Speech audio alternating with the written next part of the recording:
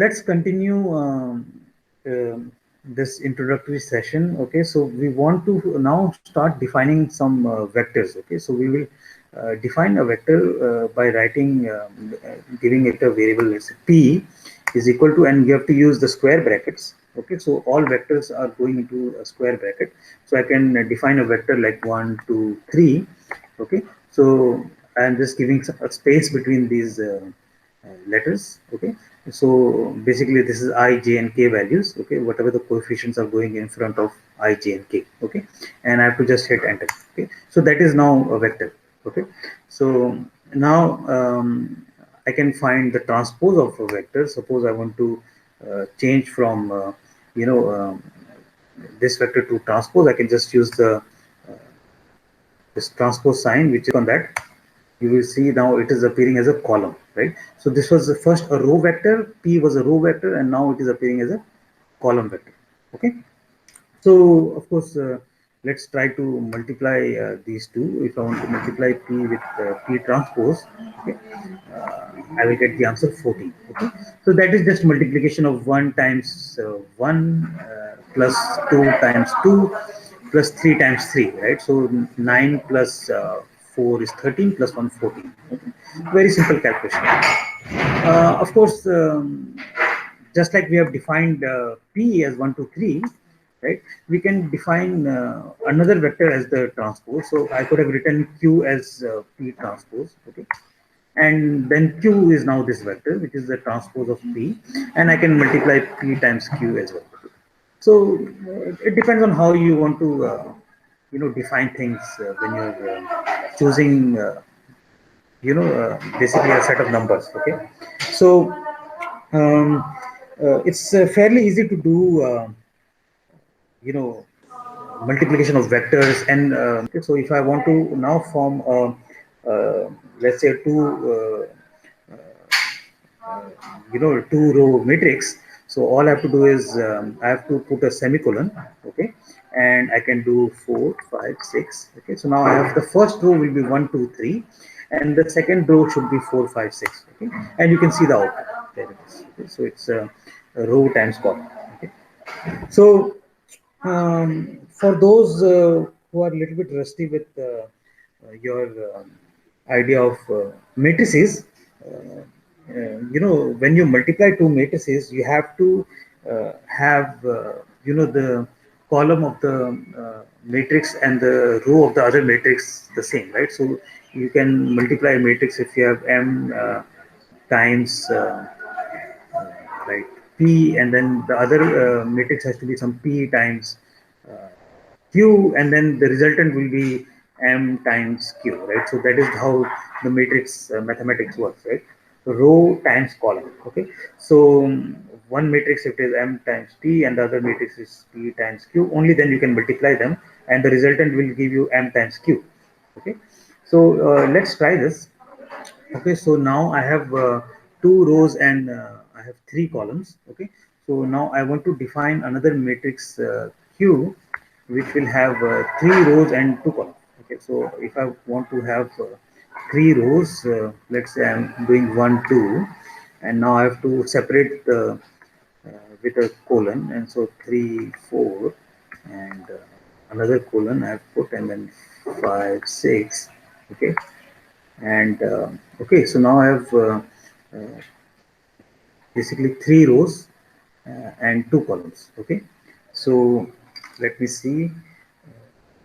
I have 3 by 2, and then I have 2 by 3, right? So it should give me a 3 by 3. Okay, so if I do q times p, there you go. So when I do q times p, I'm getting a 3 by 3 matrix. Okay, and that makes sense, right? जिनको समझ नहीं आया, remember q is a 3 by 2 matrix, and the other one is the p is 2 by 3 matrix, right? So it is a 2 by 3 matrix. So then you get a resultant 3 by 3 matrix. Okay,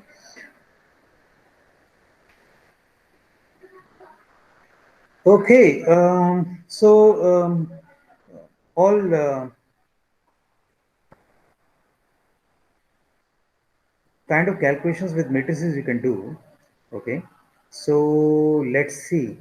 First thing is you can find the length of a matrix, and that gives the total number of elements. Okay, so let me take this q times p and define it as something like a. Okay, so let's see. It doesn't like that. I want to write a is equal to q times p. Okay, now it likes it. So I can define a as this resultant matrix. If I want to find the number of elements in this matrix, okay, so I have to do length in brackets and then write the matrix A. Okay, so if I click that, I'm seeing that A has 9 elements. Okay, so similarly, I can do length of P. It should give me 6 elements, and length of Q was also 6 elements. You see, so a number of elements in a matrix you can find. Okay, so it's useful. Sometimes you have data that has thousands and thousands of entries. Okay, so this is not a trivial task to do. All right. So that's about a little bit of matrix and how to multiply two matrices. Of course, if you have another matrix defined as B is equal to, let's define another matrix, 1, 2, 3, 4, 5, 6, 7, 8, 9. So now I've defined another matrix B as this, and I have, remember, I have a matrix A, which is 9, 12, 15, this matrix here, 3 by 3.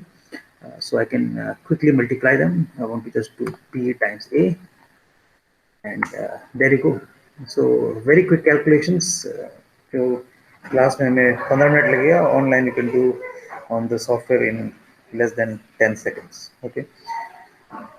Like we were doing before, we have a matrix P, you can see it on the screen. So if I want to find the transpose, all I have to do is I have to use the single bracket sign, so P transpose sign, and I'm assigning it to Q. And if I do that, my first row, 162, 198, and 234 will become my first column. Okay, so it is giving me some error. Let's see. Yeah. नहीं चल रहा okay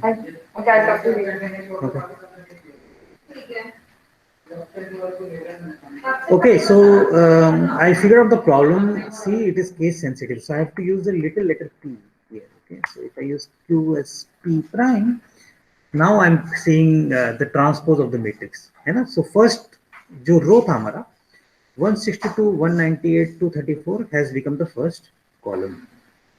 Okay, and the second row 354 432 510 has become the second column. Okay, so quickly you can do the transpose.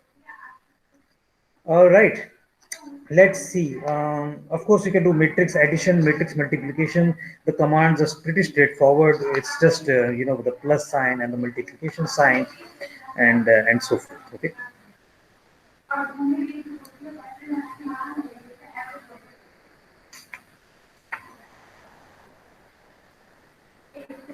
Now I want to talk about some specific commands to create some matrices. Okay, the first one is to create a zero matrix. So if you want to create a zero matrix, the command is zeros.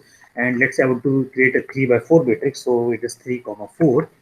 Okay, so you see now I just execute it, and you will see 0 0 0. So basically it's uh, 3 rows and 4 columns of zeros. Okay, so a zero matrix is a very useful matrix because you can add anything to this matrix, and then you can create a matrix of some other element. So let's try this. Let's see 2 plus 0 is 3 to 4. What do you get? Uh, you see, now you're getting a matrix with all values of 2, right? So the zero matrix is very useful matrix. Certainly, sometimes you'll be using it later. Okay. Similarly, you can create some random matrix if you want to create. So for to create a random matrix, you just have to type random, and then you can just say 2 comma 2 2 by 2 random matrix, and there you go, you have a 2 by 2 random matrix that is created. Sometimes you want that, especially in calculations, generating some data set that you can do some statistical calculations on and stuff. All kind of statistics and probability you can do with Scilab. Okay? So everything imaginable you can do. Right? Just like that, you can do a matrix with all ones. Suppose I want a matrix with just ones and want again 4 by 3, let's say this time. So the command is ONES once, and then you just execute it. And now you're seeing a matrix of all ones. There are 4 rows and 3 columns. Okay, so the first letter is always row, and the second letter is always column. Okay, so you just have a comma here. So you can create a zero matrix, a random matrix, a matrix with one. Uh, Certainly, if you want to find now, one of the most important things that we always do is we find the determinant of a matrix. Okay, so very important to find determinant of a matrix. So let's define a matrix. Let's say a matrix is defined as 1, 2, minus 1. Okay, and we have to use the semicolon to define the second row, remember. So next row is minus 2, minus 6, comma 4, and the third row is 1, minus 3, and 3. Okay, so traditionally, we do this by hand. You have a couple of ways you can do it. You can use the different methodologies to calculate determinants. Uh, but if you want to do it in Scilab, all you have to do is you have to type the command DET, and then again in the bracket you have to define the determinant of which matrix. So I want determinant of A, and if I calculate that, I'm getting the answer 2. Okay.